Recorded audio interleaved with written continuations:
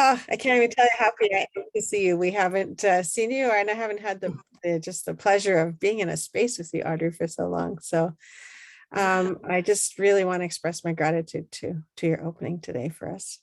Me good. I'm glad to be here. Yeah, it's lovely. I'm all happy.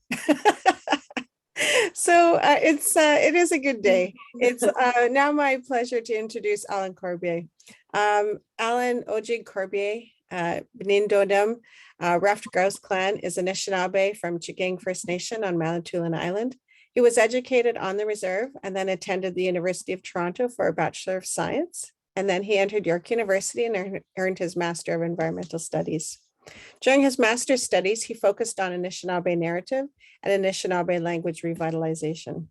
For 5 years, he has served as the executive director of the Ojibwe Cultural Foundation in Chiging, a position which also encompassed the role of curator and historian.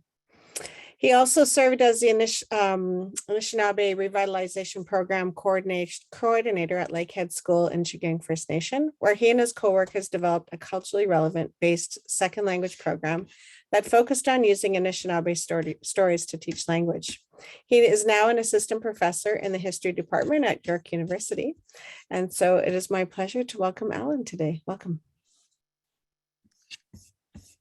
Nanabozhoo Anishinaabe dok ninso jik benendo dem mampim chiging don jaba chinendam dasha nongo apchugo minogi jikatangi minogo na nino went Anishinaabe mis enjamigo chendama minwa dasha giabe bejek knows when Anishinaabe knows when giwawi nik bejek kenzi ba gemishom sabana giwawi nik gaba bambatot Meanwhile, that's Ojig.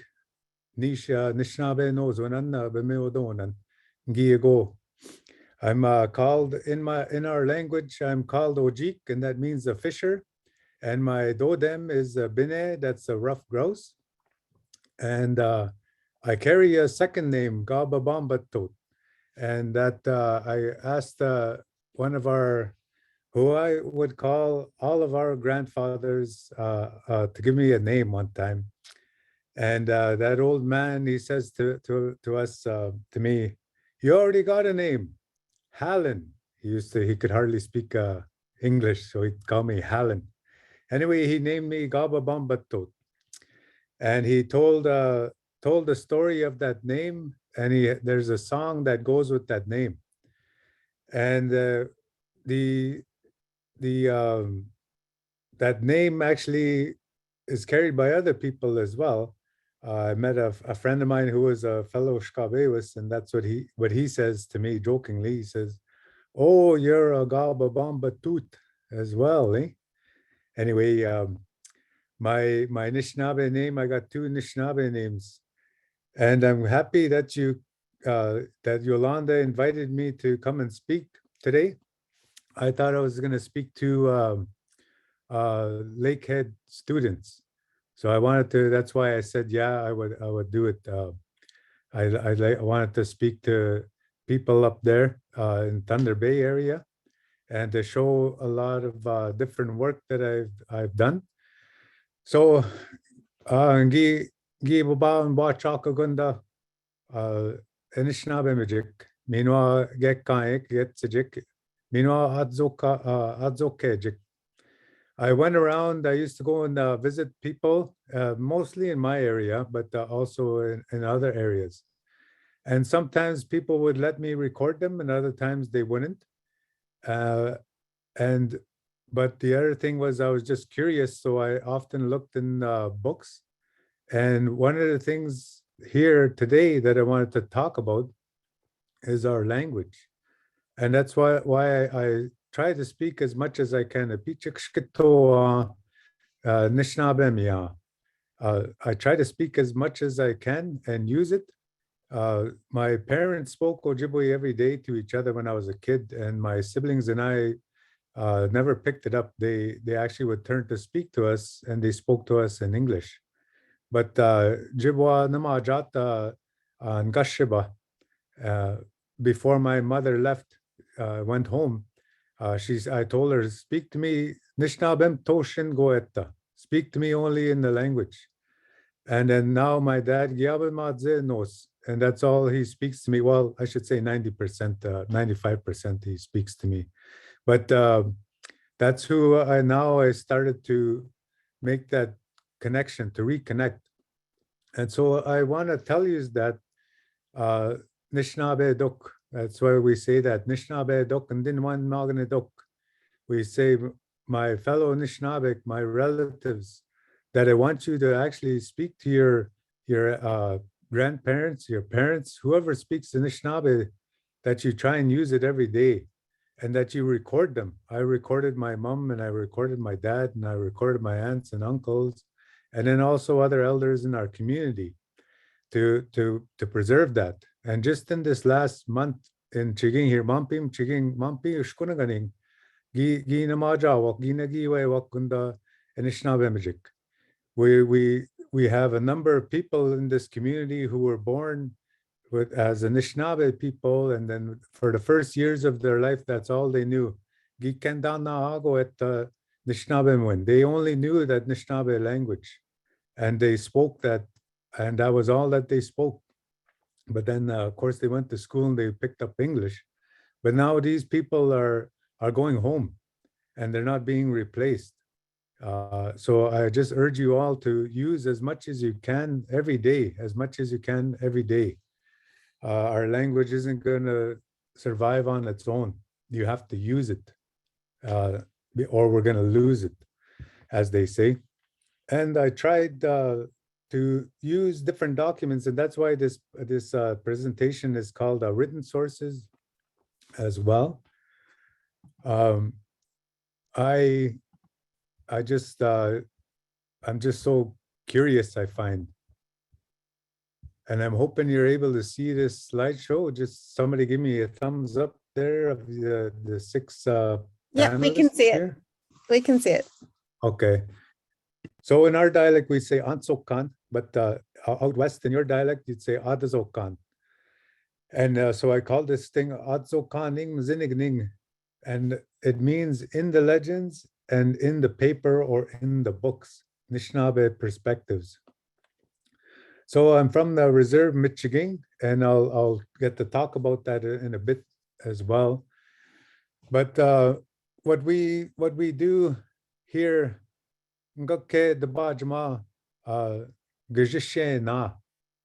I'm going to talk about our uncle here, who we call our uncle, and that of course is Nenabozhoo. And now that this Gyaba Gontka, Gyaba Bonongo, it's winter now, it's still winter, and there's lots of snow around. This is when we can talk about him. This is when we can talk about all those Atazokanak. And I should this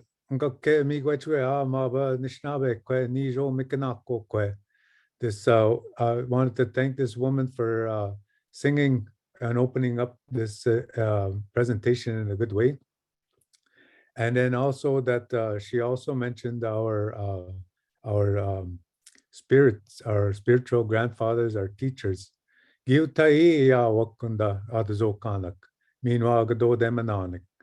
All around us are these spirits that we call our grandfathers, and then all around us, of course, are our clans.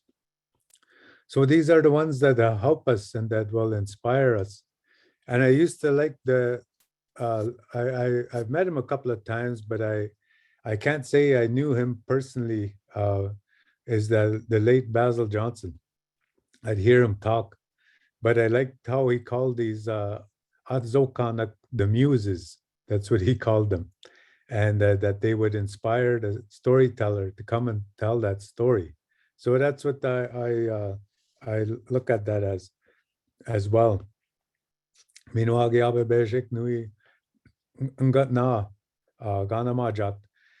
This other one that I wanted to mention as well that really inspired me was a fellow that many of you probably know is Badwa. His name was Eddie Benton Binay, and he wrote a book called the Mishomis book. And back when I was younger, like 25 years, 30 years ago, maybe now, I read that book. And one of the things that struck me, he said that new people would arise and they would look for things that were left along the trail. And that's what I see my work as, is looking at things that were left along the trail. And one of the things that I see being left on the trail, of course, we talk about, he doesn't mean that just as physical, tangible objects.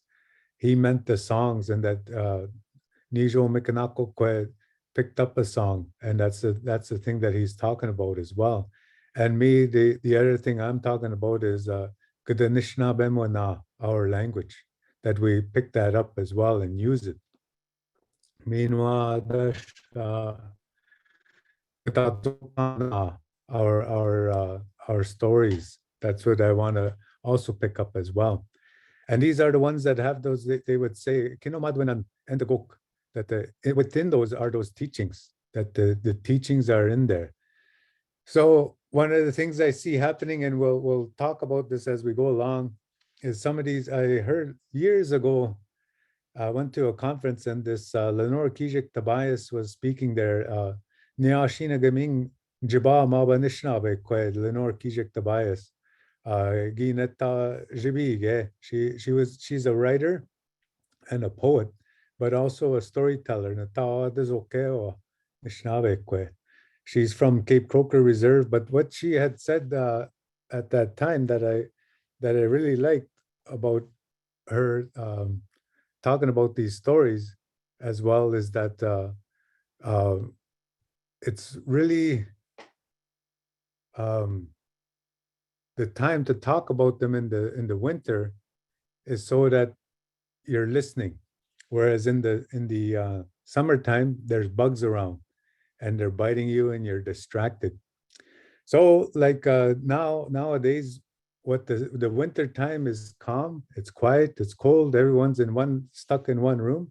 And of course, Gyabe Missem Agakmanda Akazawin.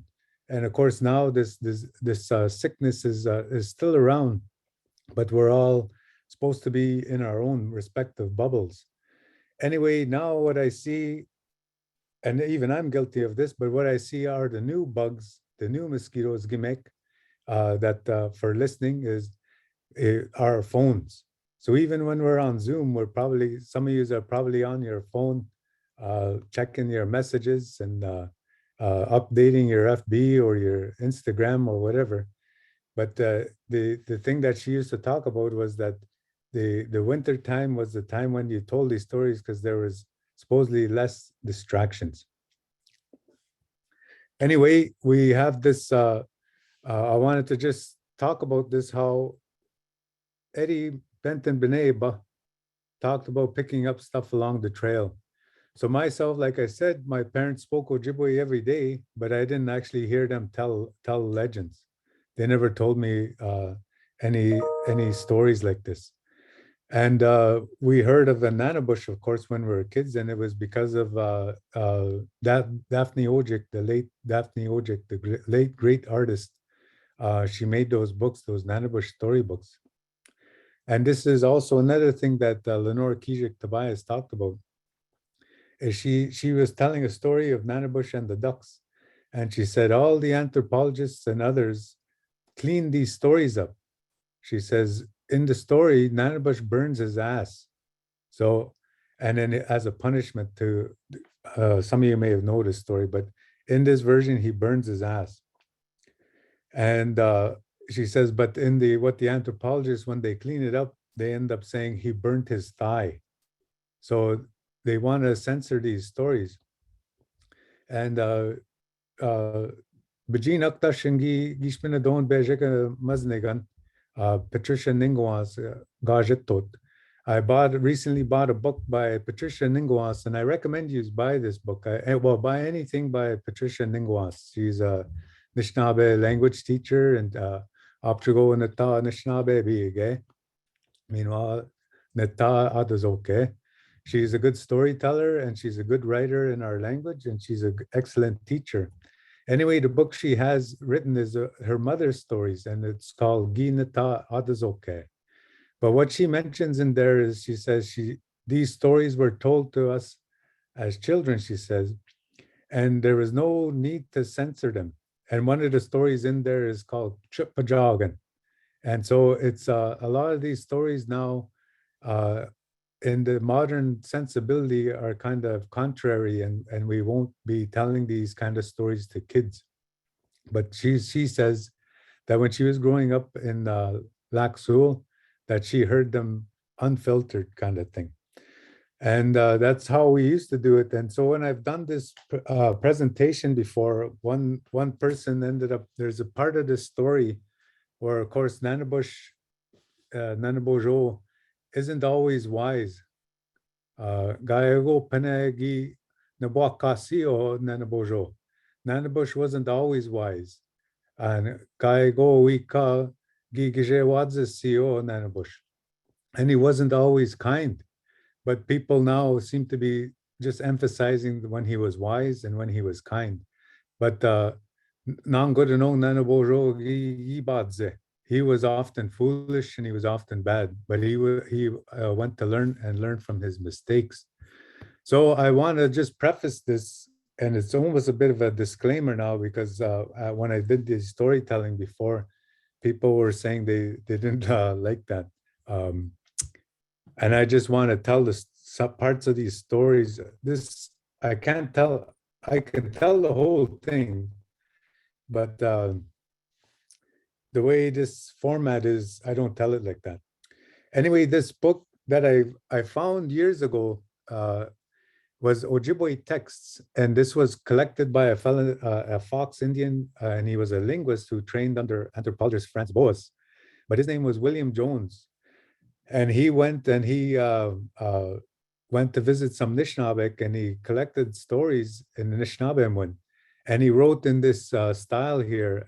It's an obsolete orthography now, but it's just a fantastic book. And I found this years ago, and I would transcribe them. So actually, I happen to have them here because of the work that I'm doing. So, and they're almost the size. Basically, they're the size of. The one is the size of a Toronto phone book, if we even use phone books anymore. But anyway, that's where you can find these stories, and then you can reintroduce them. And this is what I believe that message is of picking things up that were left along the trail.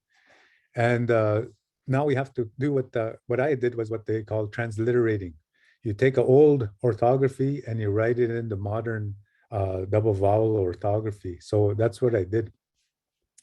But some of you know that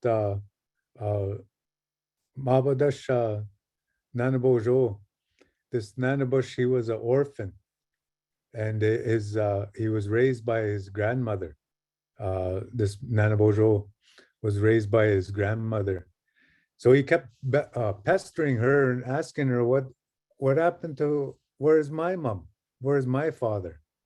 And do I have any brothers? And sometimes he'd even ask, are there any other people around? Is it just us two in the world? So he kept bothering her. And then finally she just relented, and she told him, your mother, Ginamaja, Ginabo, your mother passed away, she said. And he said, what happened to her? And then the grandmother was just kind of frustrated, and she said, you guys killed her. And he says, what do you mean, you guys? You and your brothers. And so Nanabush was enraged at this, and he's just a kid. He still doesn't really know his power. There's a pichib nidowit, a pichib nidowadzit, kaigi kenzine, a pichib nidowadzit o nidowit or Nanabozhoo. He doesn't know how powerful he is yet, and he doesn't know how to control it. So he decides he's going out and he's gonna find his brothers, and he's gonna kill them. Anyway, he's bent on revenge, and he's just in a real bad state of mind. Niskendam, they say, some would say. Mokushka dendam, others might say. But anyway, in the story here, they say at National Mackinac area, they said, Gai wika bezangi asano o Chiging. And Chiging is a great lake.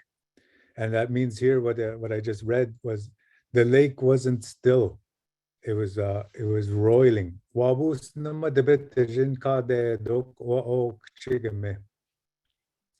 and they said that there's a place there called Wabus Namadabit.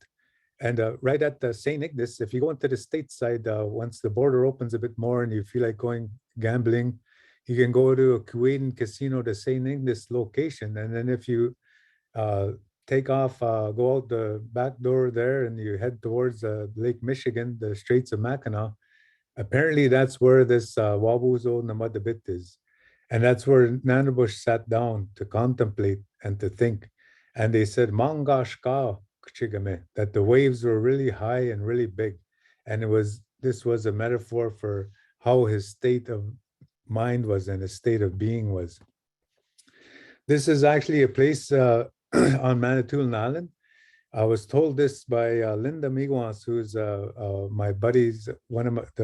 I grew up with her kids, Ray Miguas, and that's my best buddy when I was a kid, and the late Emmerich Miguas, his brother, and then of course Lynn. We all played hockey together and stuff. Anyway, I told this story about Wabus Namadabit, and I said it means the seated rabbit. And so when I told the story in Chiging here, Linda came up to me one time and said, you know, when you were talking about that where the rabbit sits, she said, Ken told me that when he was a kid, they'd go to Wikwamkong to go and visit relatives in Wikwamkong. And this is a neighboring reserve from Chiging, where I'm from. And they'd stop on Bidwell Road. And there's that large outcropping of a rock there. She says, you must know it. It's in a field. And she said, that's what they also call Wabuzo Namadabit. So wherever you see this, and now I have a big map of the Temagami area. John Turner, a friend of mine there, gave me this big map that the fella compiled all these Anishinaabe names. And another place out by Temagami is called Wabuzo Namadabit, where the rabbit sits. So wherever that is, that's a reference to where Nanabush was, where he took the form of a Wabus. Wabuzong dash Gijanagaze or Nenabozhoo. So Nanabush is going along, and like I said, he blames his brother for killing his mother. And this is a written version that I got from Andrew J. Blackbird. He wrote a book called The History of the Odawa and Chippewa Indians of Michigan. So he says this Nanabozhoo could change himself into a giant, and he chased his older brother, Nanabozhoo Minashkawan Nue Osayen. He chased his brother all around. And he says he had his war club, Bugamog, and then every once in a while when he struck his brother was flint. And wherever there's an outcropping of that flint on the ground, the Anishinaabe used to say, oh, here's where Nanabush must have almost caught up to his brother. And he struck him. He struck him with his war club. But in this particular one, he says on Grand Traverse Bay, near a place now called Antrim City, he says the place in Ojibwe is called Bwanak, and Bwanak means flint. Bwanagong at the flint. He says Flinty Point because that's where great chunks of flint lying near the edge of the shore of the lake. And that's where Nanabush finally killed that brother. And that's where he says there's a mound there. So I want to one day go there and see that and visit that. Here, this story, Mabadashangi Gion Bacha Bejik Kenziba, Mampim Chiging Ginjiba or Kenziba, Johnny Debaski Gijin Kaza. When I was doing my master's at York University back in 98, 99, one of the things that I did was I made that part of my studies, and I made it so that I had to hand things in that were transcriptions of elder stories, not in English, but in Ojibwe. Even though I couldn't, I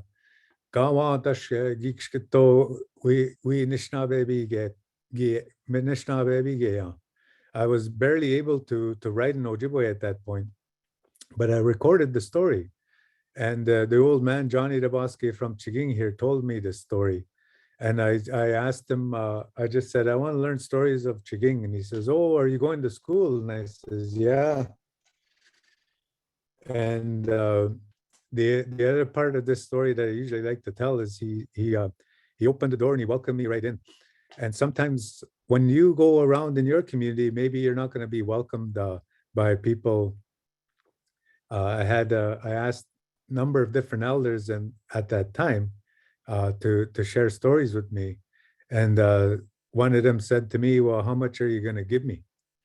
And then I was kind of surprised.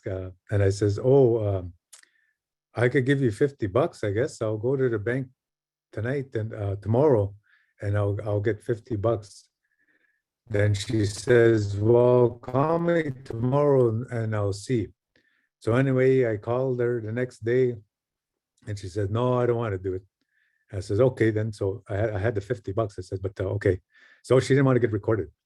Then I called another old guy up here and I says, I'm a student and my parents are Ted and Angeline Corbier and I'm trying to do this.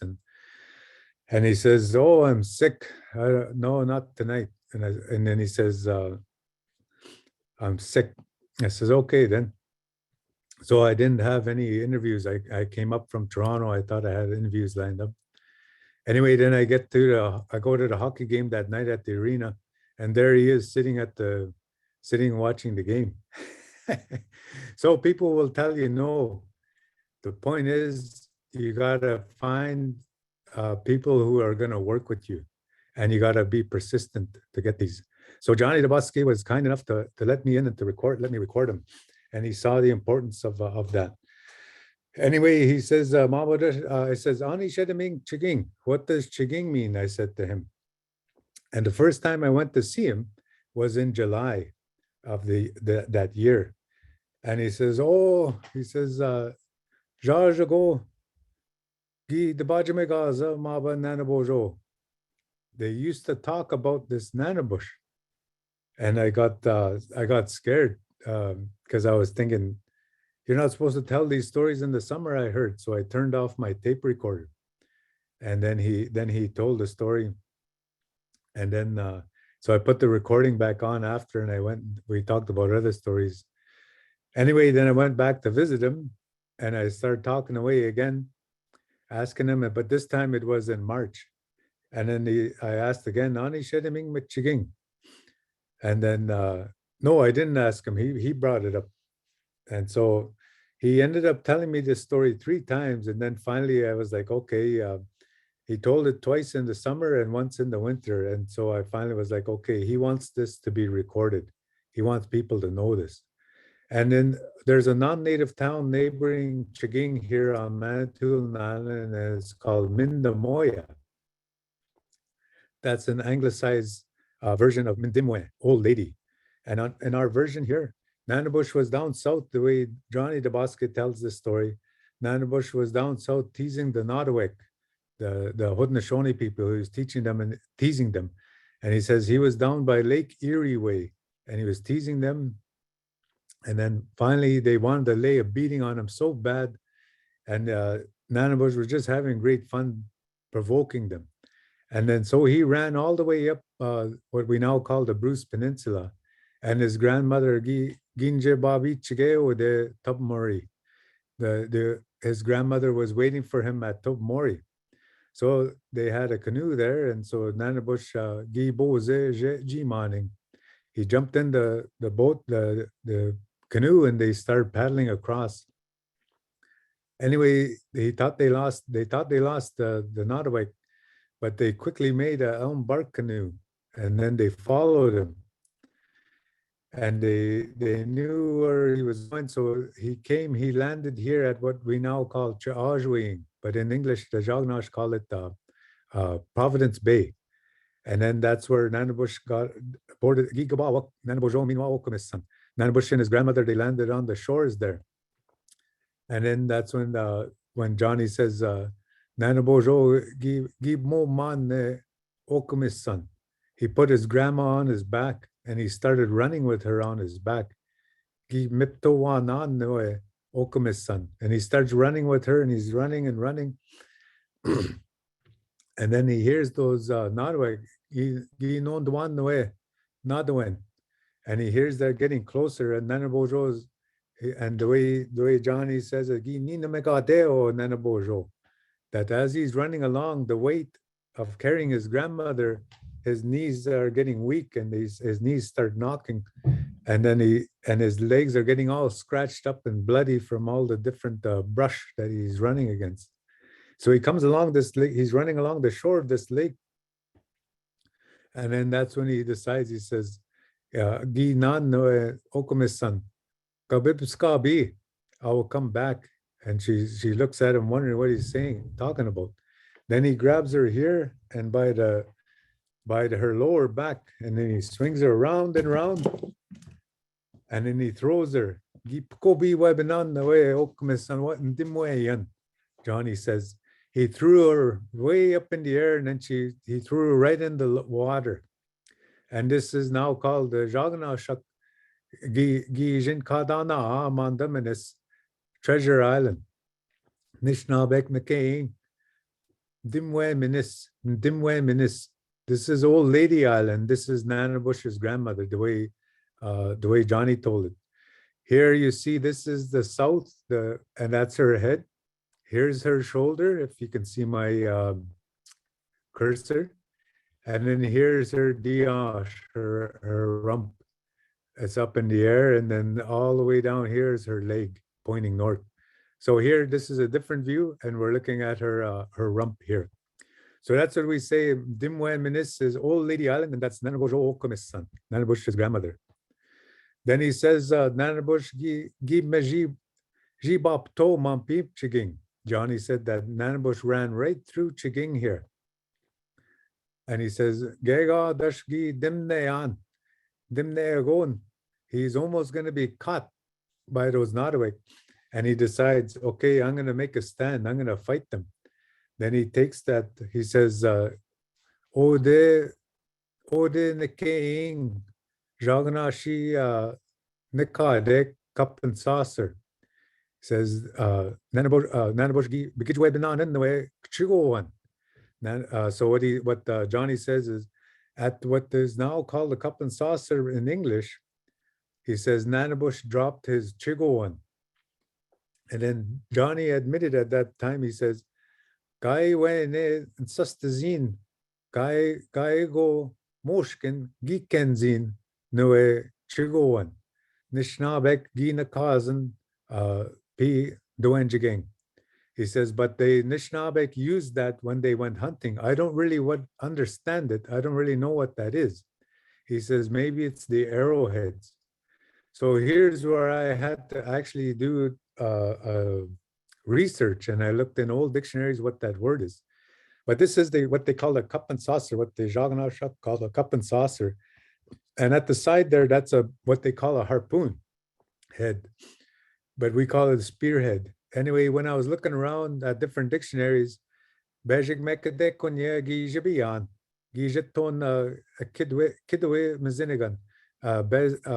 a priest wrote a dictionary, and in that dictionary he said, Trigwednong means place of the harpoon. And when I first started doing this research, I was like, we didn't use harpoons. We're not Inuit, or we're not on the West Coast stabbing whales or seals or anything like that.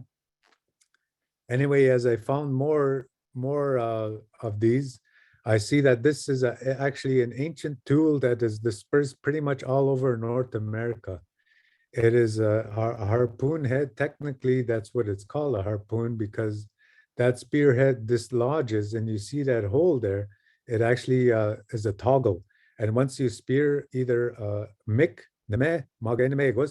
if you spear a beaver or a trout or a sturgeon with this, then that harpoon head dislodges and there's a rope tied to it. And once that animal tires itself out, then you pull that in your prey. Anyway, this is the lower part of the cup and saucer, and this is what the Anishinaabe would call Michigu. And then here where I'm standing is, I call it the spear handle, Michigu tik. So what I really ended up finding here, I took this picture in this fall. I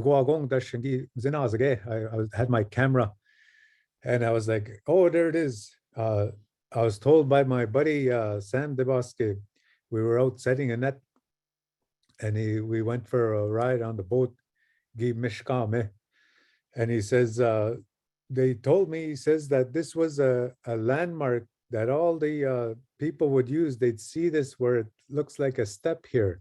So this is what they call the Jaganashak, called the cup and saucer. But that's where here, this is the spear handle, I mean the spearhead, and this is the spear handle. And here, this is how that looked. But what I found in these dictionaries is that the word is Michigu, and it's an antler toggling harpoon.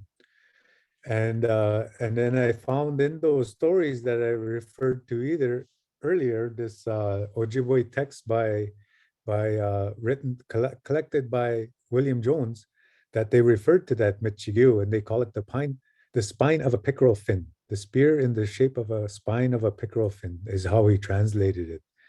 Anyway, the word for a regular word for a spear is a nit, or bijit ba'agan, or sawan. And then anyway, when I found this in a dictionary written in the 1880s by a French priest named l'Abbé Coq, he wrote, even now this word, meaning Michigu, is falling into disuse because the Anishinaabe are using metal spears instead of spears made of bone or antler. So this word isn't in modern dictionaries. It's in old dictionaries. Like if you look in the Minnesota dictionary or the Rhodes dictionary, you won't find this word. It's only in older dictionaries. And the other thing is that this tool was used 4,000 to 1,000 years ago.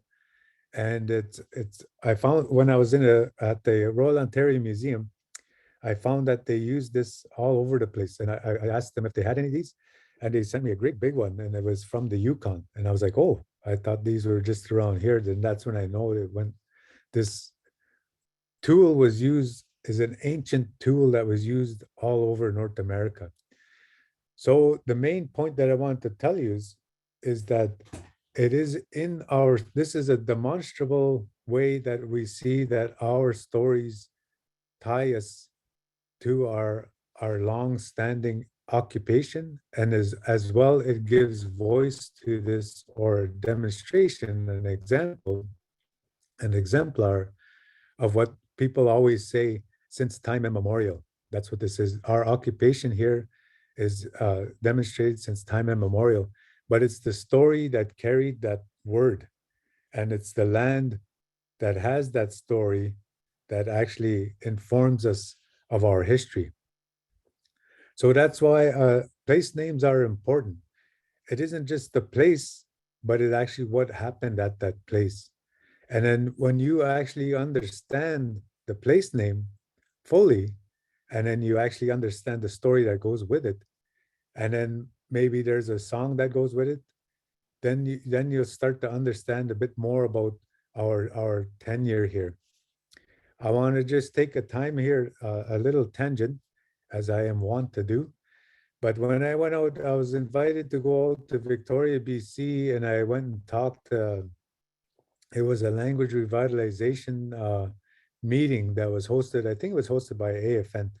Anyway, I was there with a buddy of mine, a guy I admire named Brian Miracle, who was a Haudenosaunee Mohawk, and he learned to speak Mohawk as an adult, as an older man. I think he was at least 50 by the time he learned, maybe 40, I don't know. Anyway, he runs a school there, an immersion school for adults. And a lot of the people that gone through that school have went on to become language teachers at their immersion school in Six Nations. Anyway, so I just like what he's been able to do. So he's at this meeting with me, and not just me, but there's a bunch of us all over Canada, people from different language groups that went out there to Victoria, BC. And there was an elder there from that community who welcomed us, and his name is John Elliott. And he sang a song, and he talked about this song. He says, I'm going to sing this song, and this song is that old man out there. If we were in the Victoria Museum, he says, the Royal British Columbia Museum, he says, if we were able to look out the window, we would see that old man in that mountain. And that's what this song is about, he said. And how that old man's going to continue to help us, he says. So I'm going to sing this song But I want to tell you that it is our language. It is our language that ties us in sacred ways to our homeland. Our language ties us in sacred ways to our homeland. And I just kind of, he said it, but I kind of adopted that as my motto. So, and I hope the rest of you do so as well, that you look for how our language ties us to our homeland in sacred ways.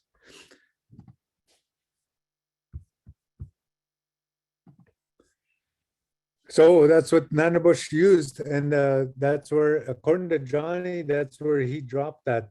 He dropped that Michigu Ode Michiguedno.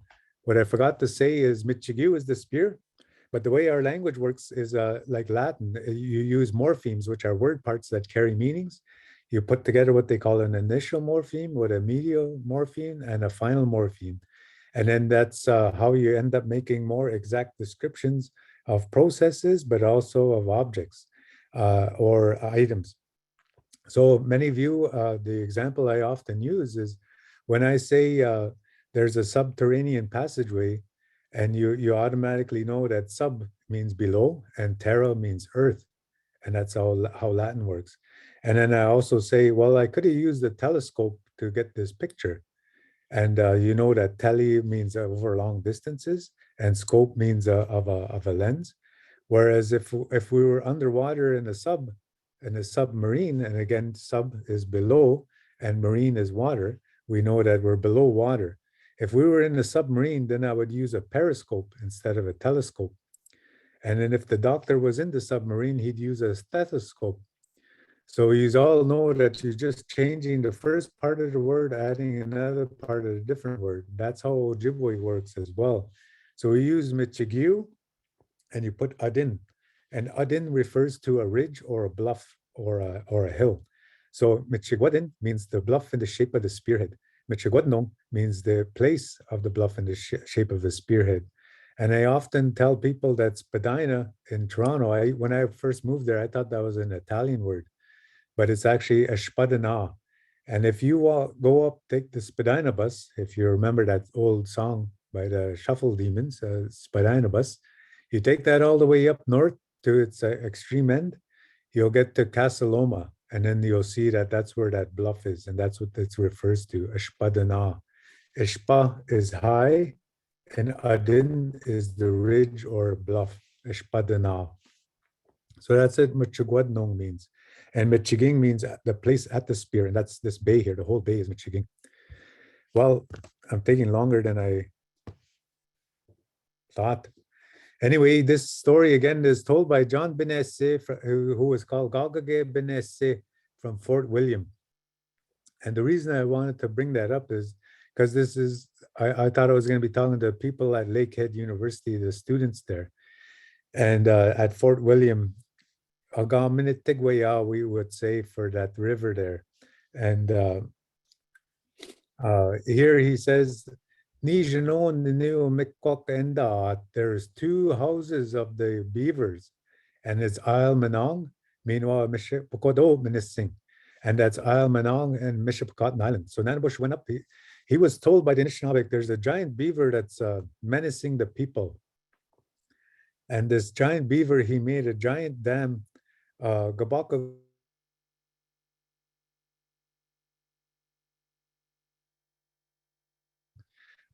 over at Sault Ste. Marie, he made a giant dam, and that giant dam actually formed the Lake Superior. And this Lake Superior is a big, if you think of it as a giant beaver pond, then these 2 houses are where the beaver lived. So Nanabush told his grandmother, in one version, this is one version, he told his mother, you wait here by the dam and whistle when that beaver comes, and then I'll take me back and I'll come and we'll kill him, because he was menacing the people, the Anishinaabe, and the Anishinaabe were complaining about this giant beaver. And the people of Rama, they called it Mishawabamik, great white beaver. The people of French River, as told by Joseph Masabe, he called it Manidoamik, spirit beaver. So this story was told all over Anishinaabe king. And that's what I hope to have shown you, get through this, to show you all this. Anyway, he went and he jumped up and down on those houses to get scared at Beaver out, and he thought he'd be able to kill them then. Anyway, they had broken the dam. That's what you do when you're hunting beaver. You break the dam because the beaver is going to come and try and fix it right away. And so he jumped on those beaver houses. And then when he got to Michigan Island, that's the same thing. He jumped on that island to scare that beaver out. Then he jumped back on the mainland. And then he slipped. He slipped and he fell on his ass. And then when he looked around to see if anybody laughed at him for falling, then he saw on the shore of the lake that his bum prints were there. So the way they say it here is, he laughed because there was an image of his bum on the shore. But in our dialect, we'd say, he left the image of his ass on the shore. So somewhere along the shoreline there is a place where it looks like he left his bum prints. So, but he said, I'll leave it anyway, and my grandchildren hereafter shall laugh at it.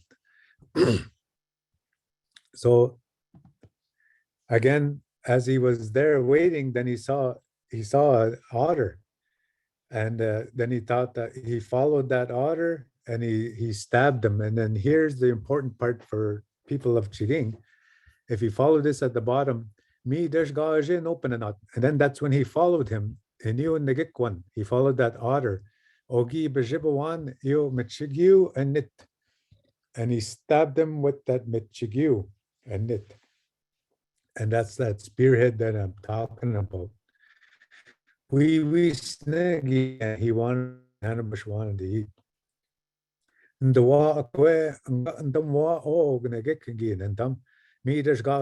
and then he skinned him. He made a fire, and then he roasted it on a spit. And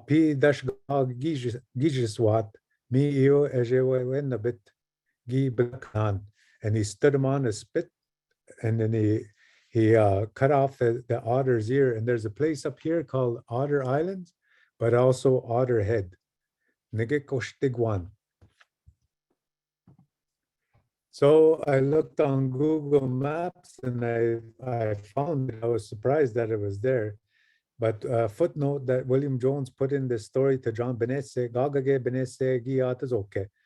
to John Benesse's story, he says that the otter on the spit can be seen, so it is said, as a shaft of rock on the Wisconsin shore of Lake Superior. And then the Indian agent, Thomas Gummersall Anderson, when he was traveling this area in 1848 with Vidal, before they were treaty commissioners before the 1850 treaty, he entered in his diary that Anderson wrote in his diary that we've passed the Otter Head. This is a towering rock, and I forget how many feet up high, he said, where you look at it from a certain angle, it looks like an otter's head. So I want to go paddle there someday, and I encourage the rest of you, when you go paddling on your kayak or your canoe or your boating, that you go and check that out, and you leave an offering for Nanabush. So here, these are older maps that show that where that is. And then here, mi dashama mishipokado wikwadong at Mishpokatan Bay, miama gaje and nabit. And here's where he sat. Gishpin Anishinaabe geb miwab maat, Gishpin bangi eseman mijawat, nenda wenda mawat, je nana mawat, mi io bangi je bo dajageya. And he said, I will sit here at Mishpokatan Bay, and if the Anishinaabe are going by and they see me, and they offer a bit of sema, give me a bit of sema, I'll just blow lightly, bodajige, and they'll have a good sailing.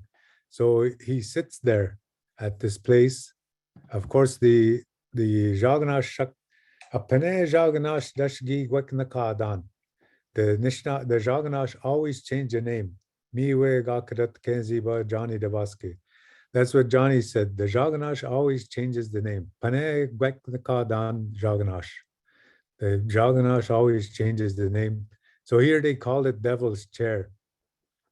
But if you go out there, that's what this place is called. And here's what it looks like. And they said, me, this is John Benes's word, me deshago ma pene namadabit Anishinaabe gi namadabit me io ejanagok io asin. So you see there, it looks like somebody's sitting there, and that's what they say. And onent kadok Nanabush nang, meanwhile on Weba winning. On Weba winning means he's taking a rest.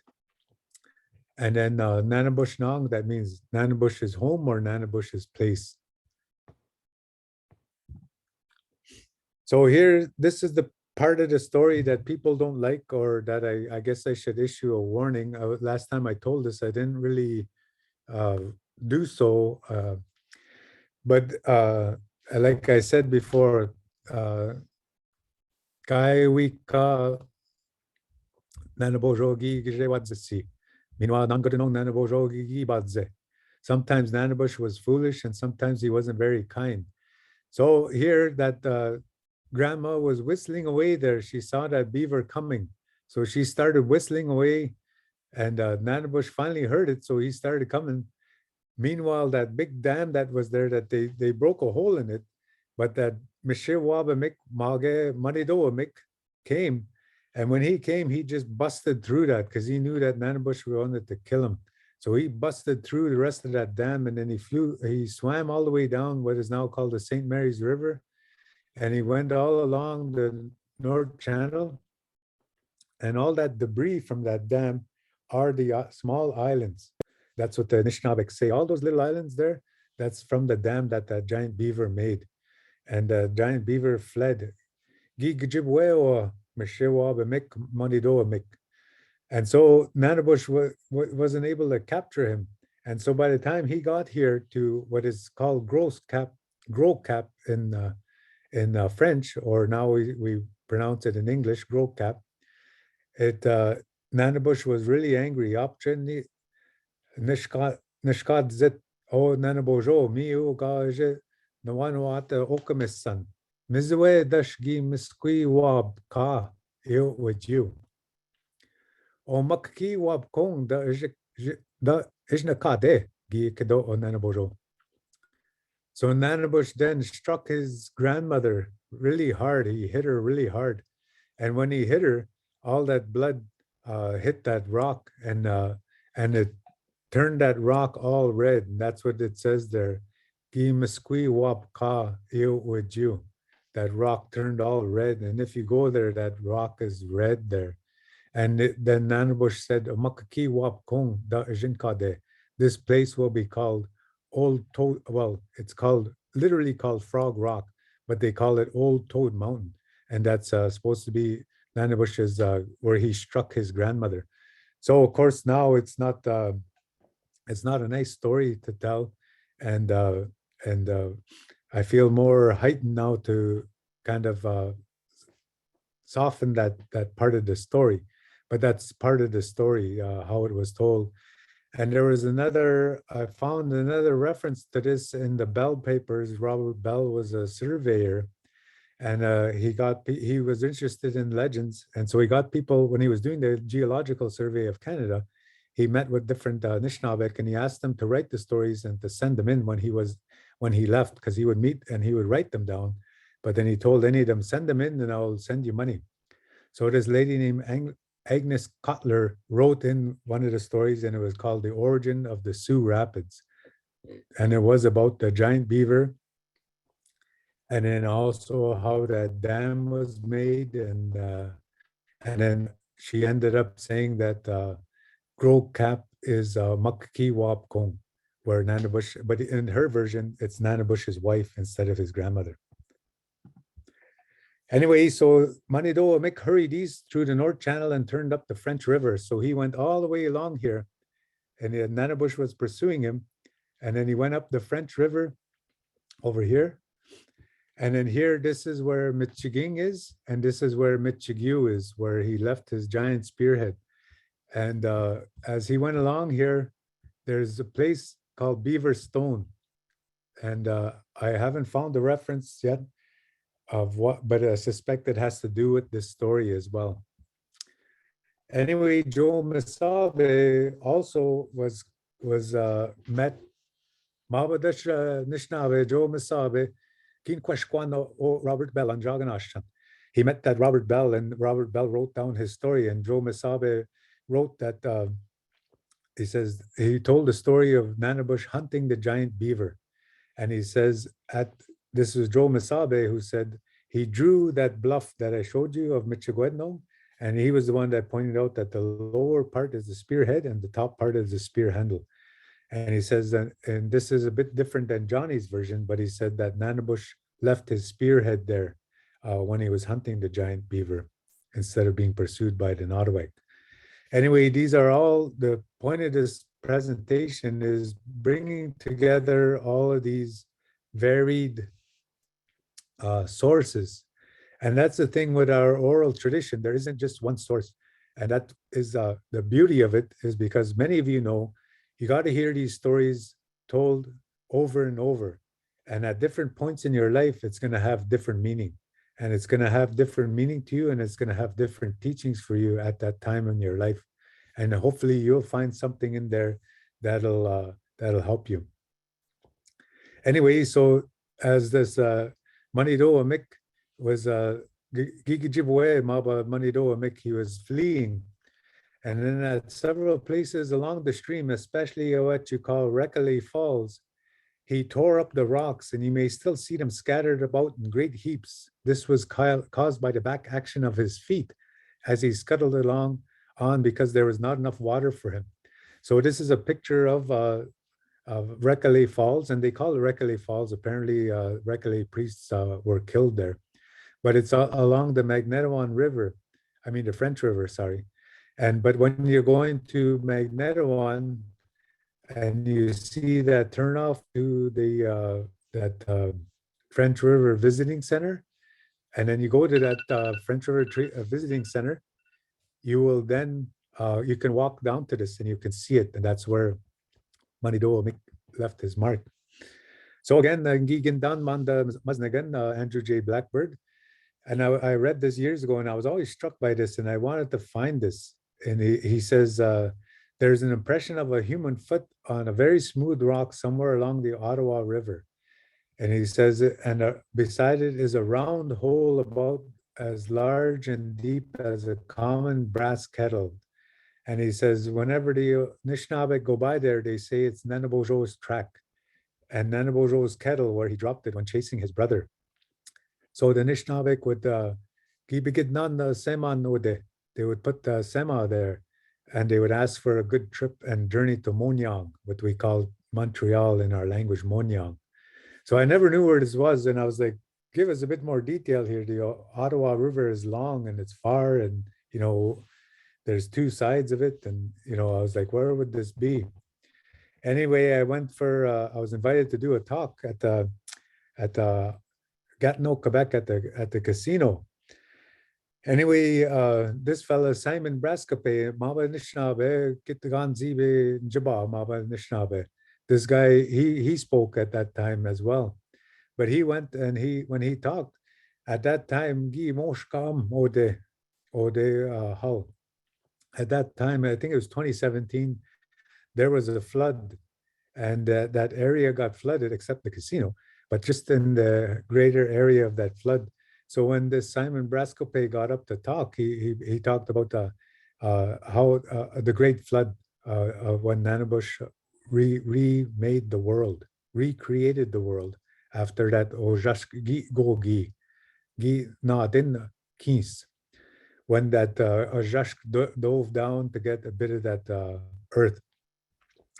Anyway, then he said his father took him to a place where he called it Whiskey Jack's footsteps. I guess that's what they call Nanabush over there. Bejek Kenzi ba ngi windamak.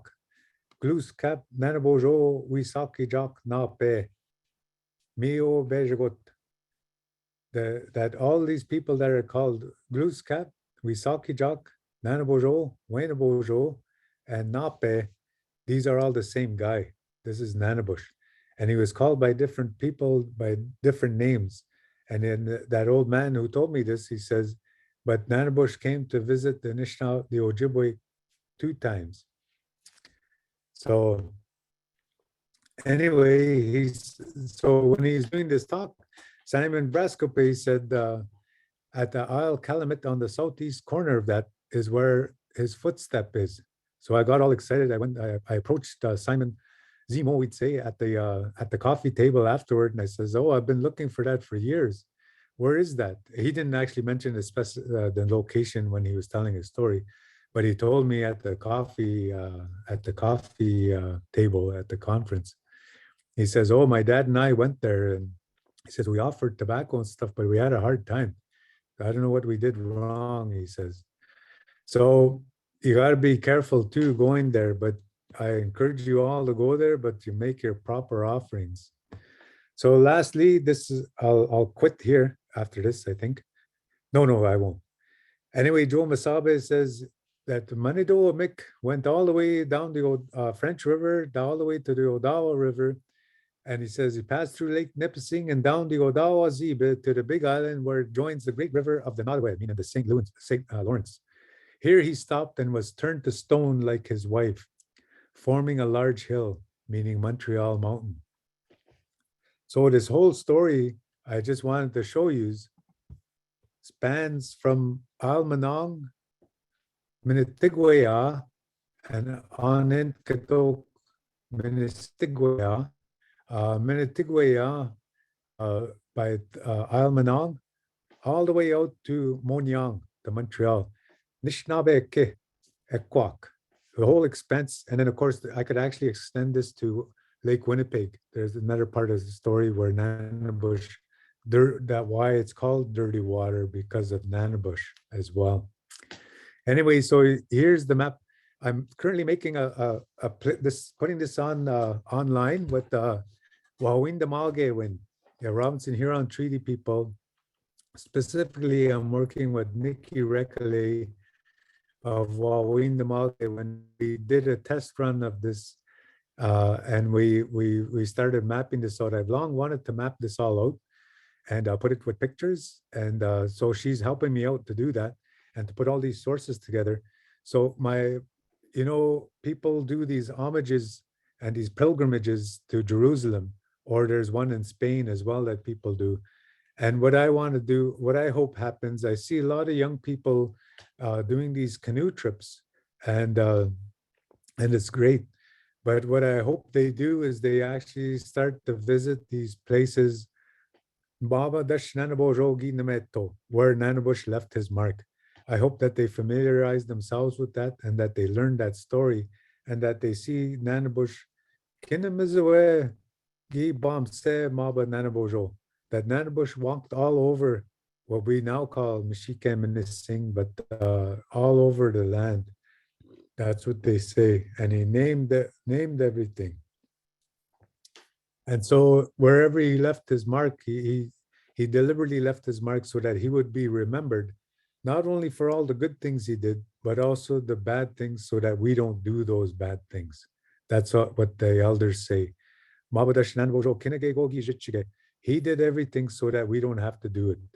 He did bad things. He did good things. But we don't have to do everything he did.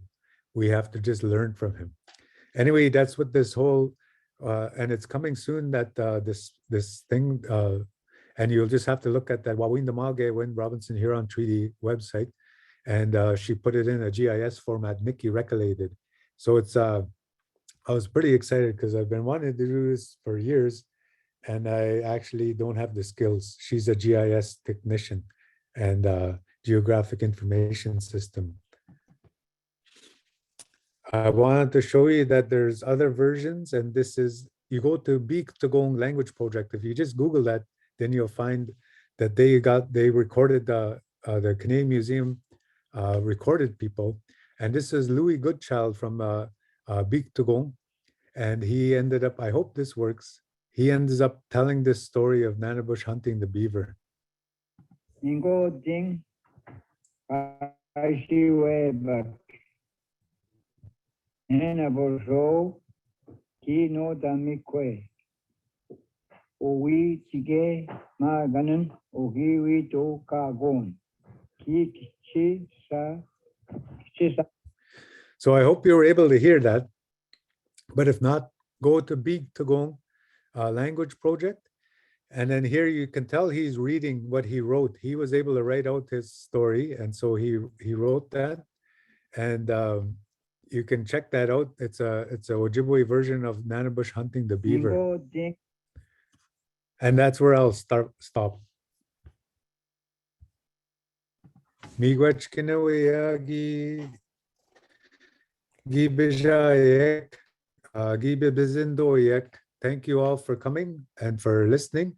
And gi bozabigayek for signing up. And I didn't look at any of the chat. I see that there's 67 questions. I'm not going to be able to get to. No, there's actually or- one question. So I just like to Oh, express our thanks for having you sharing with us today. I know there was just probably a tiny little piece, a grain of sand of all the knowledge that's there that you hold. But very interesting. And I did appreciate the mapping as well. And we've had some people in the chat who were saying they had been to some of those places. And yeah. so that was good. We do have one question from Sandra, who teaches Indigenous literature. I'm going to say that wrong. Wawiatunug at the University of Windsor. I use a lot of Anishinaabe writers and storytellers, Jim Northrup, Marcy Rendon, Basil Johnson, Louise KitchenTobias, and others in some of my courses. I grew up in Detroit, but I'm Getawa from the slang. I would like to develop a course of just Anishinaabe literature, but I want to be respectful. I've talked with my Anishinaabe colleagues here from Betuang, I think, for their thoughts and suggestions. I feel since I'm a visitor in this territory, I want to help share the beauty of the stories. There's no one else to teach this literature here, and I would like to hear if this is okay. And then she also says miigwech. So I guess from a traditional and university space, since you work in both and walk in both, what your thoughts are for her on that. Well, to me, she's using all these sources and she's teaching a course, and she's teaching it as literature as a professor. Then that's fine, because she mentioned like Lenore KitchenTobias and Basil Johnson and all these writings. People do that all over. Like that isn't just her. The only careful part that she should be is if she's non-native. It didn't sound like she was non-native, but if she's non-native, that she doesn't appropriate the stories and start presenting herself as the storyteller. Right. Okay. Yeah. And she's from another territory. She is Indigenous, though. Yeah. Yeah. Okay. Thank you for that. And I don't have the authority to say yes or no to her. Right. When I get these kind of questions, I find that why are you asking me? I can't give you the stamp or the seal. Great. Okay, that's fine. Thank you. But she did ask, and you've given her a good answer. Yeah. We had another question from Chesney about the names of the two books you showed in the beginning. Should I just put that in the chat? I had one, sure. It's called Ojibwe Texts. And it's spelled, that just goes to the panelists, eh? Oh, I can copy it and paste it. Everyone, eh? Yeah. And then if you go, we put my colleague, my coworker and buddy there, Clarice Pongoish, we made a website, and my other buddy there, Perry Bedmash, we put a bunch of these stories in the modern orthography. And the website is Dungik. So if you enter that, then you're going to find how we transferred some of these, we didn't do them all, into double vowel orthography. And then we used to have Perry reading them, but the actual software was Adobe, and then they discontinued it, so it doesn't work anymore, that particular part. Okay. Miigwech, thank you. So that is brings us to the conclusion of today. It seemed very fitting to me that it's a beautiful day here. It's very cold in Thunder Bay. Minus 21. I think it was a bit colder earlier this morning. But definitely we have a blanket of snow, over Nanabush, and it's just a beautiful time of year. And so I would like to circle back to welcome Audrey back to our circle to do our closing for today, and extend a very heartfelt Chimigwech, Alan, to you for joining us. And we had 199. I think we had a few more, over 200 people who took time today to come and spend it with you. And I think I speak on behalf of all of us that we really appreciated the time that you shared with us today. Miigwech. Thank you. All right, Elder DeRoy, if you would like.